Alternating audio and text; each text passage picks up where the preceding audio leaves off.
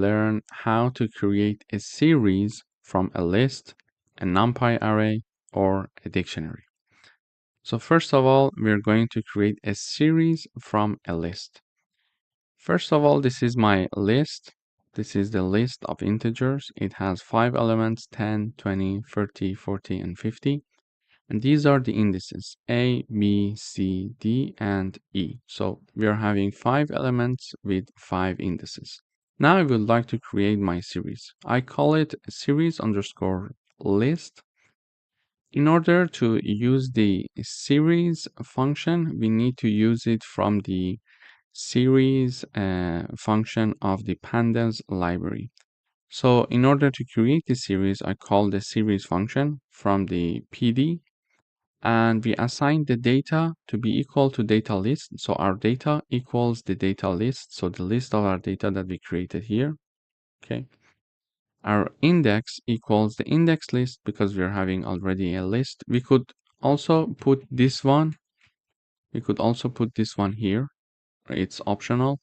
But in order to keep the code clean, we can create our list, data list, and index list separately and simply write down the name of the data list and index list here when creating the series using the series function from the PD library. So we are having the index equals index list, and the data type is integer. So we write down d type equals int, and the name of the list we can name it whatever we want. I choose to say list series, and this is basically how our series is created from a list, a data list with its corresponding indices. And we are going to then in the next line print it in the output. So when we look at the output, we see that series from list, exactly this message, series from list, A as the value 10, B 20, C 30, D 40, and E 50, exactly as we were having here. So A 20, 20, A 10, sorry, 20, B 30, C 40, D, and 50, E. Then we are seeing that the name is the list series, exactly what we chose here. And also we are having its data type, which is integer. So this was the first part. Then we move on to creating a series from a NumPy array. In order to create a NumPy array, we can use the array function from the NP library, which is the NumPy library. We call it a data array here. Okay, so we call it data array. And we are going to have these elements from 100 to 500. So these are the elements of my NumPy array. Then I would like to index them as well. So I like to have the indexing from uppercase A to uppercase E. Then we have the index array with these labels. Okay, so we created a data array with these elements and the index array with these labels. Then we are having the creation of our series. We call it series underscore array. I call the series function from the PD library. I assign data to be equal to data array that we created just now. Then I have the index equals index array, that is A from A to E. The data type is integer, and we give it a name, and the name is array series. In the next line, I'm going to print this series underscore array. So when I run the code, we see this is my series created from the NumPy array. So A 100, B 200, C 300, D 400, and E 500. And the name is array series, exactly like the one that we chose here. And the data type is integer. Now, let us talk about creating a series from a dictionary. In order to create a dictionary, we know that the dictionary is a key value pair. So this is, for example, the first key, and this is its corresponding value. This is the second key. This is its corresponding value, Z, and this number. So this is the dictionary called data underscore dictionary. And these are the keys X, Y, and Z. And these are the values 100, 1000, 2000, and 3000. Okay. So now we would like to create our series from this dictionary. We name it series underscore dictionary. We use the series function from the PD library. We assign the data to be data underscore dictionary that we created here. So here we don't have to have a separated index dictionary for the keys because index is automatically taken from the dictionary keys. So when we are creating a series from the dictionary, we don't have to have the indexing because here, for example, when we were creating a series from the NumPy array, we were having the data and indexing, okay, and indexing. Here we are just needing the data because index is automatically taken from the dictionary keys, which are X, Y, and Z. So we only assign data to be equal to data dictionary. Then the data type, we know it's integer, and we give it a name, which is dictionary series. And then we are going to print this dictionary series. And we see here, we are having X, it's 1000, Y is 2000, Z is 3000, and the name is dictionary series, and the data type is integer. So finally, we are going to learn how to create a series from a scalar value. Our scalar value is 99. So we are having a single scalar value, and we would like to create our series from this scalar value. So we name it series underscore scalar. Then we use this series function from the PD library, and we are having data equals scalar underscore value, which is this variable, which is 99. And then for indexing, we didn't create an index, for example, array separated here in the code. We are directly creating it and using it in the series function. So index equals 1, 2, 3, meaning that we would like to have three values for these three indices.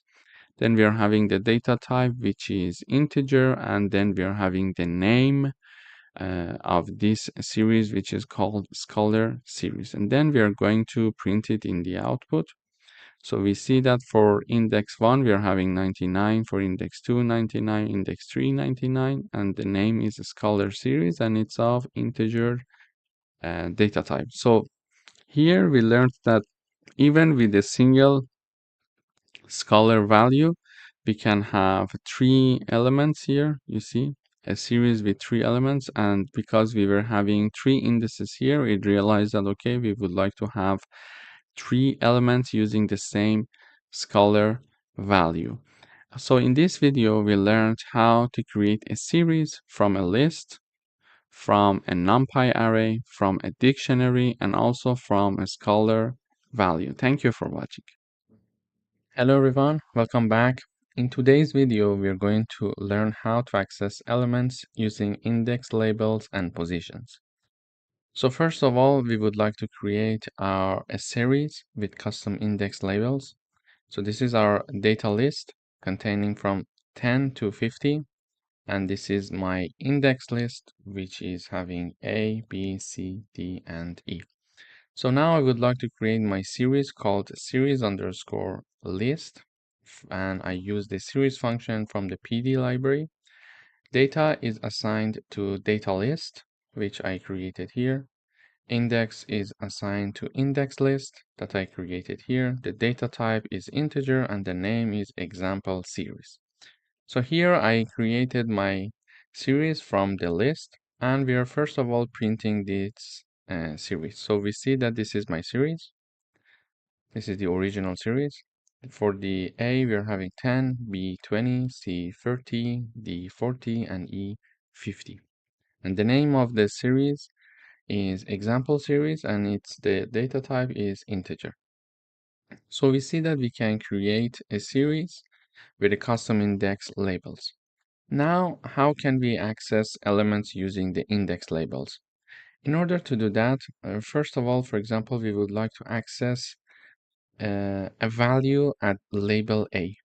So here we saw that label A was for 10, B for 20, C for 30, D for 40, E for 50.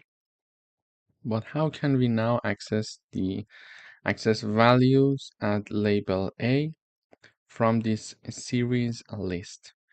In order to do that, we need to write down the name of our list, which is series underscore list dot. We are going to use this function loc.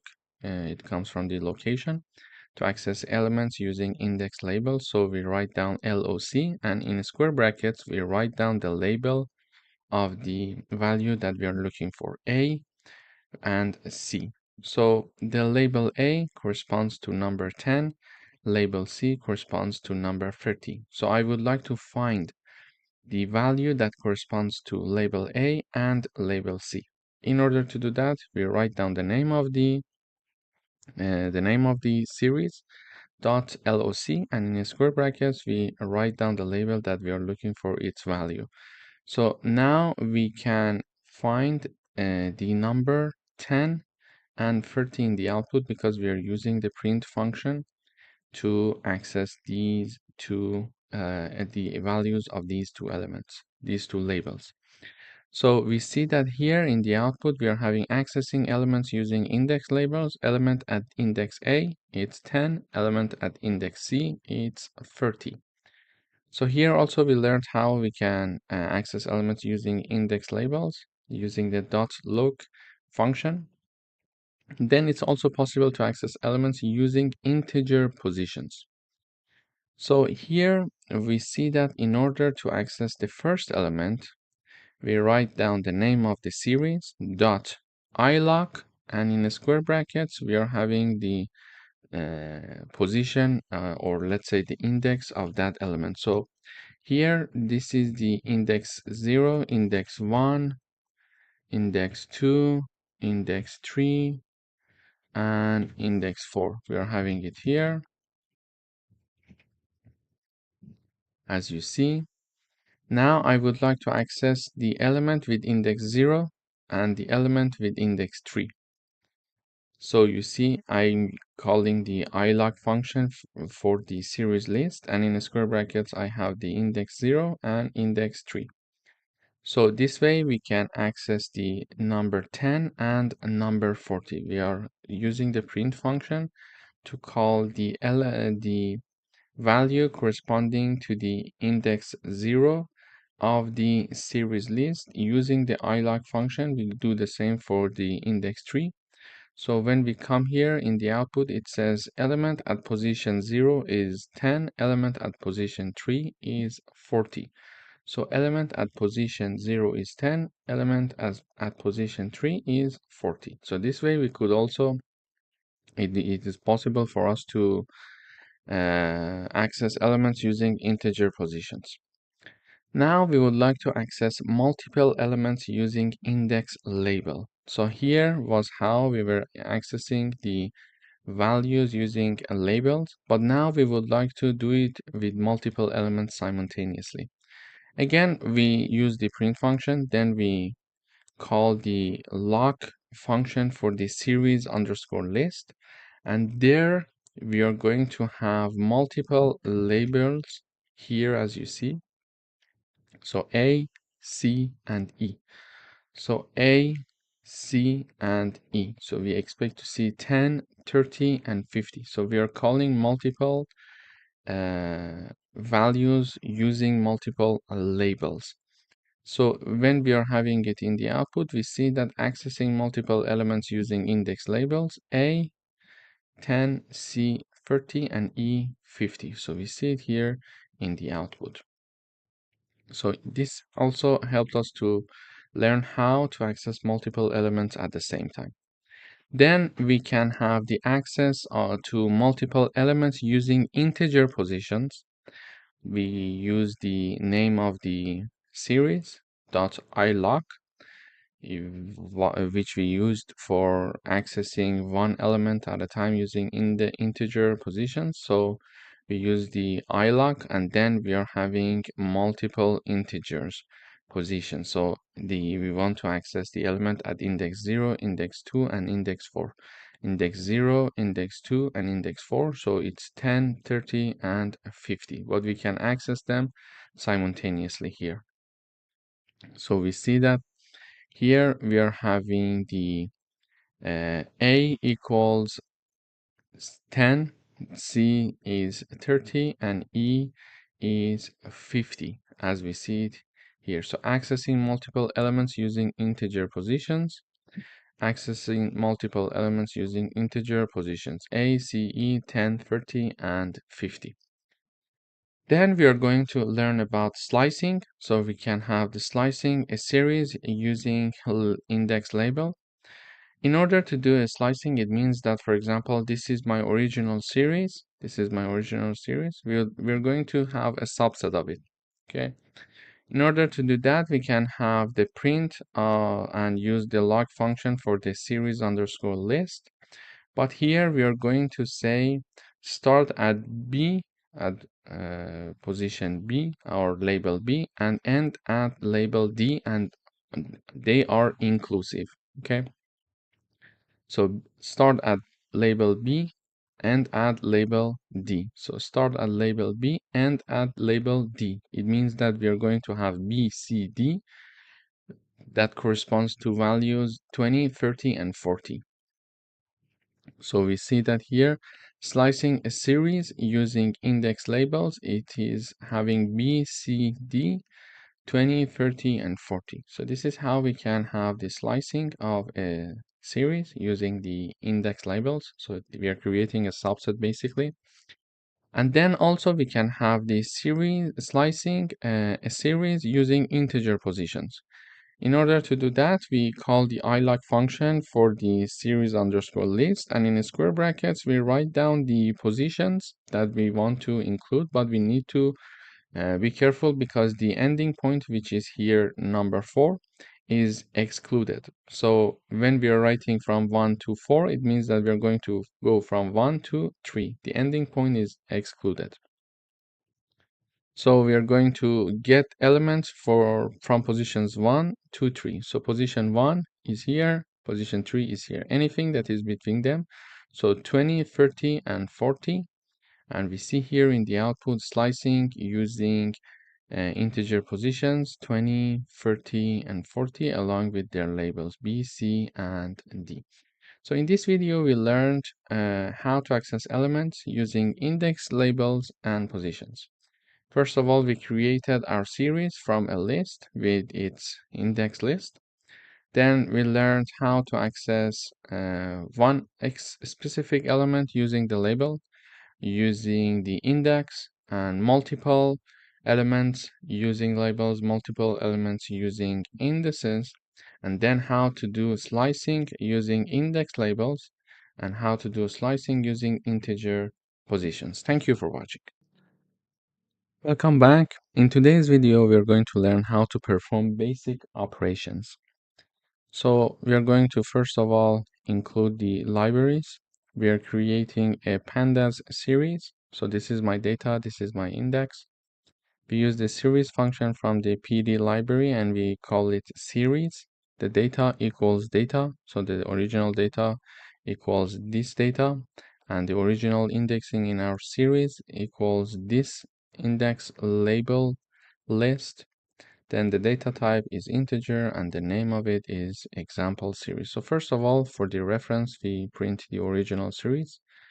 A10, B20, C30, D40, and E50.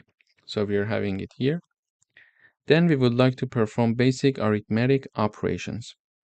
In order to do the basic arithmetic operations, first of all, we are printing this in the output. So we see that this is what we're printing here, performing arithmetic operations. The first one, we're using the print function, adding 10 to each element. Okay, it means that the first element is 10. We would like to add 10 to it, so it will be 20. So the second element is 20. We would like to add a 10, so it will be 30. And so it will be 40. This one will be 50. This one will be 60. How can we do that? We write down the name of the series. In this case, my name, the name of my series is series plus 10. So when we run the code, we see that adding 10 to each element is performed. Now, instead of having A equals 10, we're having the label A having the value 20, label E having the value 60. We can change it to any number. We can change it, for example, to 30. So we can add 30 to each element. So if I run the code now, we see that the label A has value 40 instead of 10. Label E has value 80 instead of 50. So basically, this is how we can add add a number to all the elements. Then in the next phase, we are going to do the multiplication. So how can we multiply all the elements by 2? In order to do that, we write down the name of our series multiplied by 2. So here we see that the original series is like this: 10, 20, 30, 40, 50, and everything is multiplied by 2 here. So 20, 40, 60, 80, and 100. We can multiply by 5, for example. If we are looking for something else, we can multiply it by 5. So if I run the code one more time, we see that we are having 50, 100, 150, 200, and 250. Depending on what we are looking for, we can modify this. So this is 2. Then we can do the square. So we can calculate the square of each element. So here is the square. We see that squaring each element is like this. So the first element of the original one was 10. Square of 10 is 100. So the second number was 20. Square of 20 is 400. Square of 30 is 900. Square of 40 is 1600, and a square of 50 is 2500. So we see this the square of elements is being printed here. And finally, if we want to divide each element by a specific number, we can have the series divided by 5, and this is the division label. So we need to have the slash. Series slash 5, it is going to divide all the elements by 5. So the first element is now 2. It was 10. 10 divided by 5, it's 2. Then 20 divided by 5, it's 4. 30 divided by 5, we are having 6.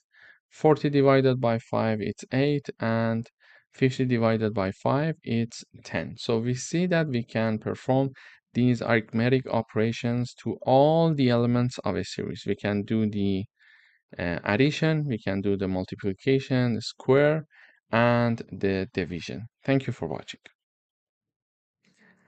Welcome back. In today's video, we are going to learn how to filter a series based on certain conditions. So we are creating a Pandas series based on the data and indices here.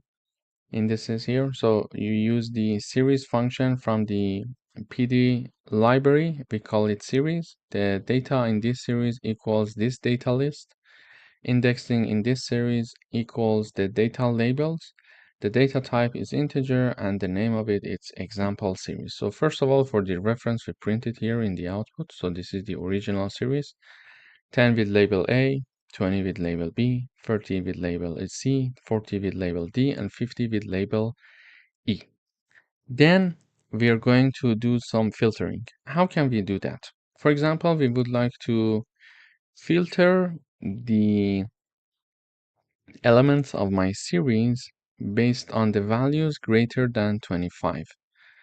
In order to do that, we write down for series, for the series called series, each element that is larger than 25, we are going to print it. So we see that here for filtering elements, values greater than 25. So values greater than 25, this is this message. We're having C larger than 25, yes, so 30 is being there, D is there, and E is there, 30, 40, and 50. Basically, it was checking like this. So 10, is it larger than 25? No, it's not true, so nothing happens. 20, is it larger than 25? Nothing happens. 30, is it larger than 25? Yes, this is true, so number 30 with its label is being printed. 40 is larger than 25. Yes, it's true. So 40 along with its label is being printed. 50, is it larger than 25?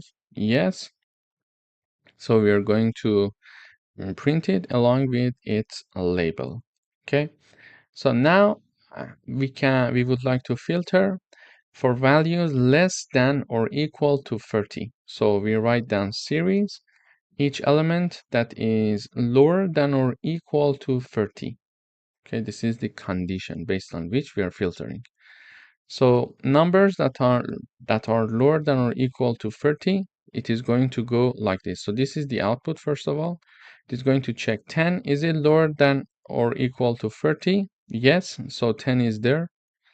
20, the second element. Is it lower than 30? Yes, so 20 is there. 30, is it lower than 30 or equal to 30? Yes, so 30 with its label is there. But 40 and 50, these two elements are not lower than 30, so they're not passing this condition, therefore we don't have them here. So values less than or equal to 30, and we are having them here. Okay, now we can have another filtering example. For example, we can filter for even numbers. So for that series, each element that is divided by 2 and the remainder of this division equals 0, it means that that number is an even number. Okay, so we are going to check if a number is divided by 2 and the remainder of this division equals 0, it means that that number is even number and we want that number. So we are filtering even numbers. We would like to get the even numbers. For this, we are saying 10 divided by 2, the remainder equals 0. Yes, so we are having 10. 20, is it when it is divided by 2, the remainder of this division equals 0? Yes, so we are having 20. The same goes with 30, 40, and 50 because all the elements in my original series, they are even numbers. So if I add, for example, one odd number here, 55, and one label here, for example, F, we see that this new value, this new value that is added to my data list that is going to be later used to create my data in my series is not an even number, it's an odd number. So when I run the code and go back to this filtering, we see that here we are having numbers from 10 to 50, but 55 is not being printed, which is this number in the original series. Why? Because when 55 is divided by 2, the remainder of this division, is it equal to 0? No, it's not equal to 0. So this statement is not true, therefore we are not going to have it. But how can filter based on odd numbers? If I want to filter based on odd numbers, simply we remove this equal and we assign this. Then we run the code one more time. So these are the values in the original series, 10 to 50 plus 55. And we would like to have the numbers that are divided by 2 and the remainder of their division is not equal to 0. It means that they are odd numbers. And when we are having this condition, we see that here it's not even numbers. We should write down odd numbers here. Sorry. So odd numbers. If I write it down, odd numbers in the series, it's the only one that is 55 that we see it here. So in this video, we learned how we can filter based on certain conditions that we can define ourselves. Thank you for watching. Hello everyone, welcome back. In today's video, we're going to talk about the apply function in Pandas. So it is commonly used to apply a function element-wise to a series or allowing an access in a data frame. Let me illustrate it with an example. So here we are creating our Pandas series. In order to do that, we are using the data list. So we are having 6 elements, 10, 20, 30, 40, 50, and 55. And here are the indices that we are having. For example, A, B, C, D, E, and F. We can call them indices, we can call them labels. For example, for label A, we are going to have the value 10 in our series. For label B, we're going to have 20, etc. until the end, when we are having label F for the value 55. Then we are going to create our series. So the name of my series is this name. This is the name of my series. Series is the name of my series.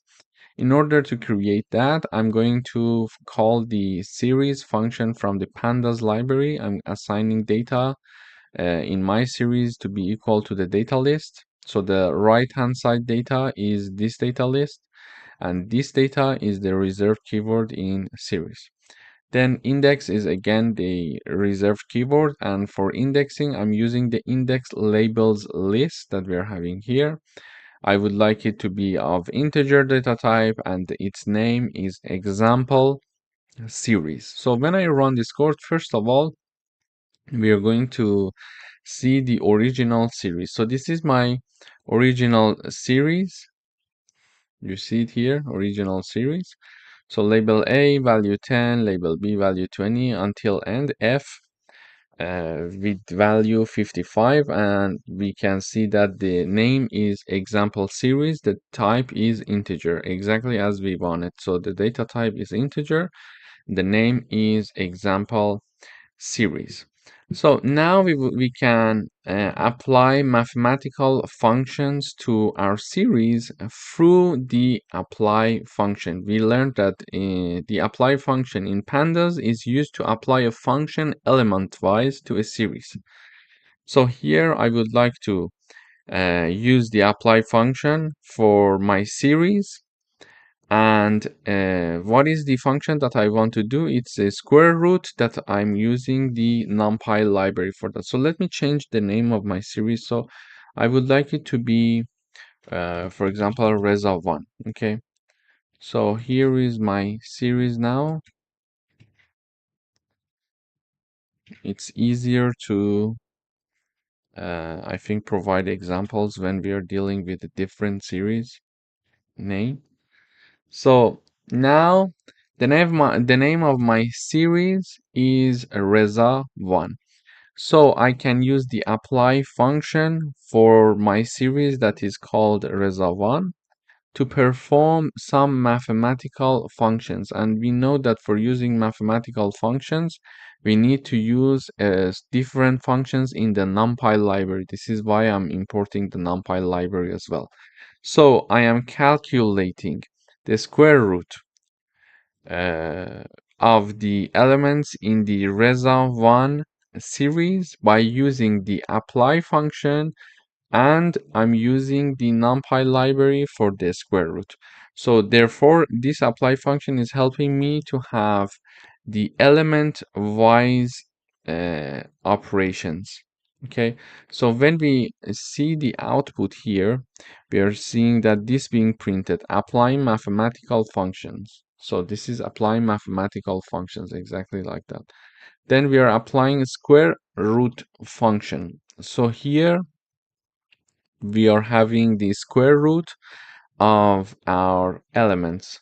So for the label A, the square root is 3.16. So the original number is 10.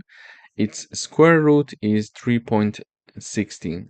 The original element, the second original element is 20, and its square root is 4.47. Then for the label C, the square root is 5.47.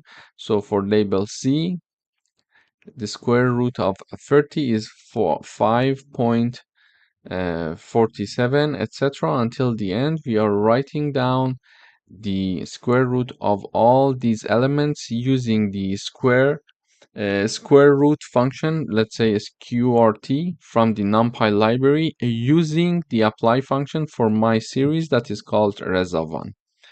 Okay, now we can have the logarithm as well. So logarithm is called from the NumPy library using the apply function for the Reza1, and here is the natural logarithm for the elements being labeled from A to F.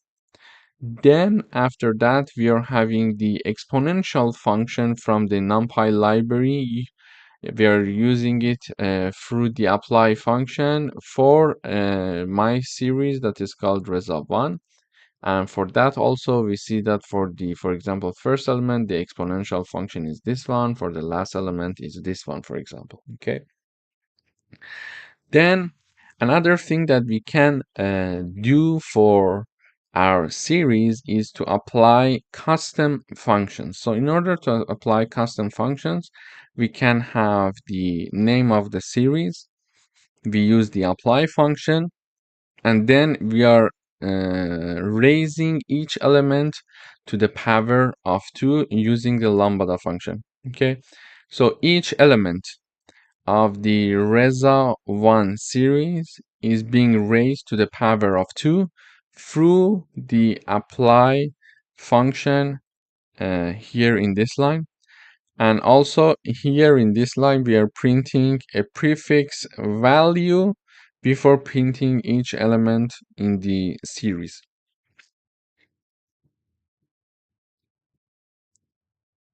So when we come here, we see that, for example, the double the value is this one. So the first element, sorry, this one is not to the power of 2, it is the x multiplied by 2. If we were having 2 stars, it was like we were raising the value to the power of 2. We are simply just multiplying it by 2. So if we were having 2 stars like this, we were raising it to the power of 2. So when I run the code, now we are raising it to the power of 2. So the first element is 10, 20, 30, 40, 50, 55. So when I run the code, here we see that the power of 2 is like the first one was 10, so now its power of 2 is 100. The second one was 20, now it's 400. The third one was 30, and now it's 900, etc. So this is how we can have a custom function to the power of 2. And if we wanted to multiply it by 2, we could have simply 1 star. Then we would like to have the prefix before the x being printed in the output. So when we were having the prefix, this is my prefix value. So you see that in the previous stages, we were not having any prefixes. But now here I'm having the prefix value. You see, this word value is my prefix. So we are applying a lambda function to convert to string with prefix value. And we are having for the label A value 10, B value 20, C value 30 until the end. And finally, it's nice to know that we can also apply conditional functions. For example, we can mark values as high if they are larger than 30. Otherwise, we are going to mention that, for example, they are low.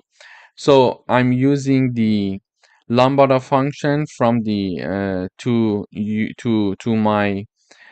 perform this condition for the elements of my series through the apply function, which help me to have the element-wise operations. Okay, so here I'm saying that if that element of my series called Reza 1 is larger than 30, label it as high. Otherwise, label it as low, meaning that if the value of x is lower than or equal to 30, label it as low. So when I run this code and I come here, we see that the first 3, they are low. The last 3, they are high. So the first 3 elements, 10, 20, 30, they are labeled as low. 40, 50, 55, they are labeled as high. So if x is larger than 30, label it as high, else label it as low. And also we can apply a function that adds 5 if the value is even, otherwise subtract 3. So if the value is even, we're going to add 5 to that. Otherwise, it means that it's it's not an even number and it's an odd number, and we are going to reduce 3 from that in this case. Okay, so for example, the first element is 10. It's an even number. We are going to add 5 number to it, so it will be 15. 20, it's an even number, so it will be 25. 30, it's an even number, it will be 35. 40, it will be 45. 50, it will be 55. But 55, is it an even number? No. So 55, when it is divided by 2, the remainder of this division is not equal to 0, so it's not an even number. It goes to the else part. And here 55 minus 3, it will be 52.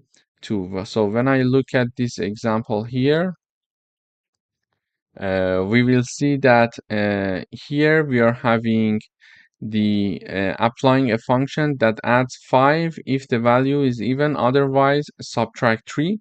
So the first element was 10, now it's 15. The second element was 15, was 20, now it's 25. The third element was 30, now it's 35.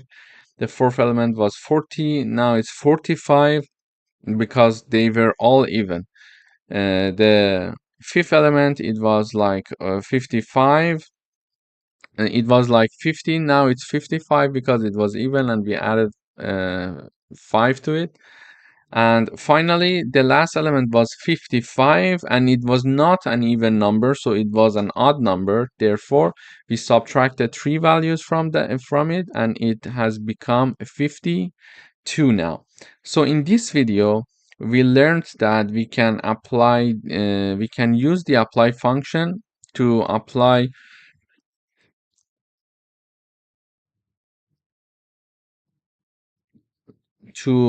for example, the element-wise operations.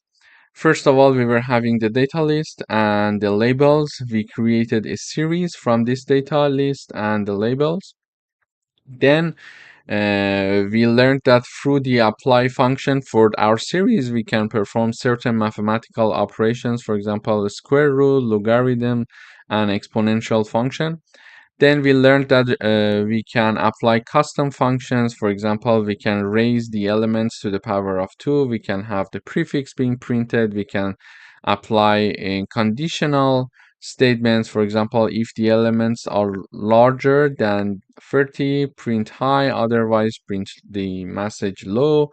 Or for example, here, if it's an even number, add 5 value to it, otherwise subtract 3 value to it. So all of them are, all of this is possible. And we saw that in this example, we can do that.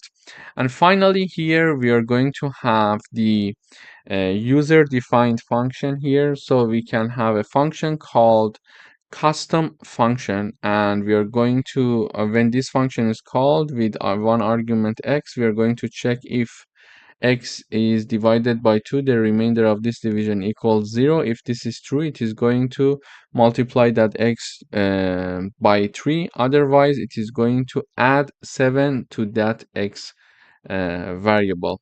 And whenever we want to call this function for the elements in my series, we are going to write down the name of the series, which is Reza1. Then through the apply function, we can call this custom function.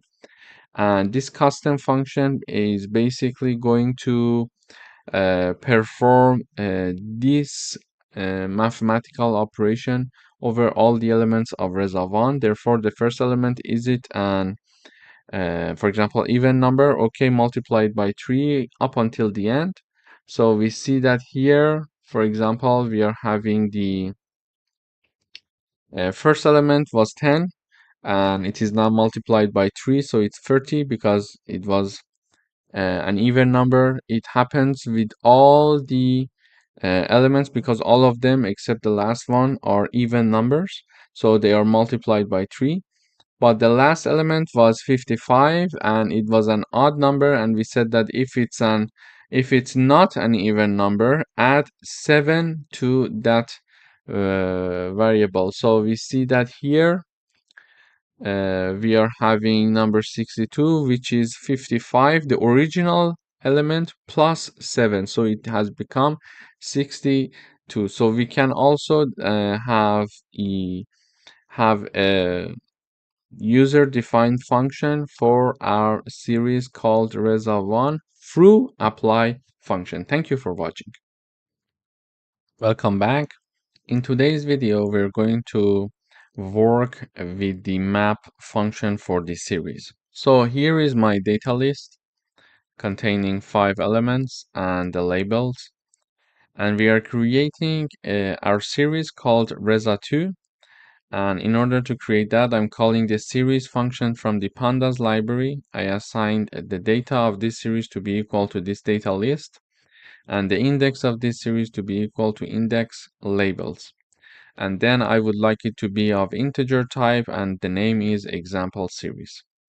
So now I would like to perform some operations using the map function. The first thing that I would like to do is to convert these numbers that I created in my series, that I initialized for my series. I would like to convert them to strings. And in order to do that, I simply write down the name of my series, which is called Reza2. Then using the map function, I write down str in parentheses, and we see that here in the output, we are having the conversion of numbers to strings. Also, you are here again seeing numbers, but their data type is not integers anymore. They are of type object. It means that they are converted to a string. So in order to convert them to a string, we use the function map, and then for our series called Reza2. And then we can apply a function that labels values based on a condition. For example, here for the Reza2 series, I'm using the function called map, and because I'm defining a simple function, I simply use the lambda keyword to create my function here. So I would say if the value of the element in my Reza2 series is larger than 30, label it as high. Otherwise, label it as low. So these are the numbers 10 to 50. And for example, if 10 is larger than 30, label it as high. Is it larger than 30? No, 10 is not larger than 30. Therefore, we are going to fall into the else part, and we are going to label it as low. The same happens with the 20 and 30. So both of them are not larger than 30. So we are going to label it as low. Then we are having 40 and 50 that are larger than 30, and we are going to label them as high. So when we come and see the result, we see that the first three elements are low, labeled low, and the last two ones are labeled high.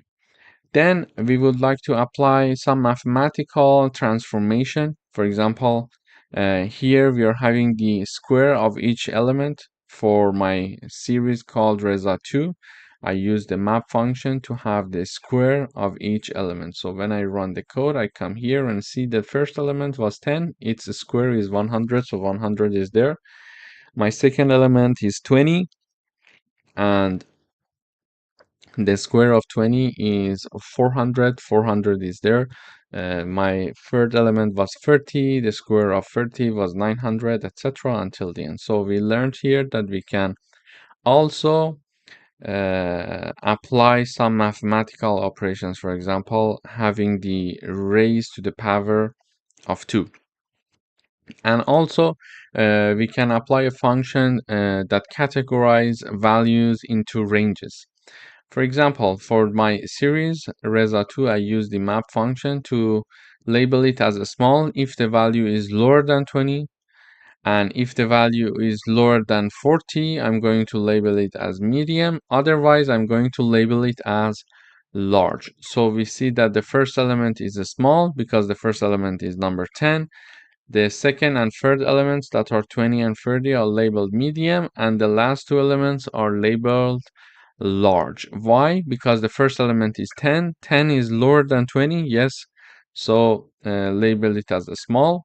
Then we were having the second and third elements because they were lower than 40, and because 20 is not lower than 20. If it was like 20 lower than or equal to 20, yes, we would have labeled it as a small. But 20 and 30, both of them fall into the medium part. Why? Because they are lower than 40. And the rest of them, like the 40 and 50, they do not fall into this range as well. So they are falling in the large part that they are labeled as large, as we see here. Also, we can use map function with a dictionary for value replacement. So here I'm having, for example, a dictionary, and in dictionary we are having key value pairs. So the keys are 10, 20, 30, 40, and 50. And the values are these strings 10, 20, 30, 40, and 50. Okay. Then here in the output, we are having the series called Reza2 using the map function, and we are in parentheses calling the mapping dictionary that we just declared. So here in the output, we see that these numbers 10, 20, 30, 40, and 50. So these numbers that are in string, they are being labeled from A to E. So we are basically replacing values using a dictionary because the values were numeric here, but we see here they are strings and we replace them using a dictionary. So it's possible to replace values using a dictionary. How? We write down the name of the series, then the map function, and in parentheses we write down the name of our dictionary, and it is going to automatically replace the values. Then we are willing to handle missing keys in dictionary mapping. And for example, here we are having a dictionary called mapping dictionary with missing. Okay, so it has two elements, two keys, let's say 10 and 30, and two values 10 and 30 that are a string. Then we are using a lambda function for my Reza2 series through the map function, and we are saying that, okay, get the value of x from this dictionary, which is called merging dictionary with missing. So basically it is this dictionary, get the value of x. Otherwise, if there is no value, assign unknown. And when we come and see, we see that the first one is 10, the third one is 30, but the other ones are unknown. But how is that possible? So my series is like having these values 10, 20, 30, 40, and 50. Okay. And my dictionary is having the keys of 10 and 30. Okay, so 10 and 30, you see it here. So it says that for the value, for the key 10, replace its value with 10, which is a string. And then for 30, replace it with 30, which is a string now. So we are here using a function to get the values from this mapping dictionary with missing. And if there is the value there, return the value, which is 10 and 30. Otherwise, return unknown for my series called Reza2. Okay, for this series, we see that we are having 10, 20, 30, 40, 50, but here we are only having 10 and 30. So these two are there. So for these two, it is going to get the value of the x, which is 10 and 30. For 20, 40, and 50, it is not going to get that. Why? Because there is no value for that. Therefore, it is going to return unknown. So exactly as we see here, 10 and 30, they were there. So it is there. And then the unknowns are also there, as we can see it here. And finally, here it is possible to handle non-values gracefully. For example, we are having a series here that is containing these elements, and the labels are from the index labels list. So these are the labels A, B, C, D, E, and these are the numbers 10, 20, none, 40, and 50. Okay, so there is one missing value there, and we are going to handle them using the map. So I use the map function for this series that is called series with none. Then we are going to say if there is a value there, get that x, otherwise report the missing string. So here it is going to get the value 10, 20, 40, and 50. But for the C, it has no values, so it is writing down the missing message. Why for element C, for label C, there is no, because this one is label A, this one is label B, this one is label C. And for C, we have the missing value. So here in the function, we are checking, okay, if there is any value for the X, return it.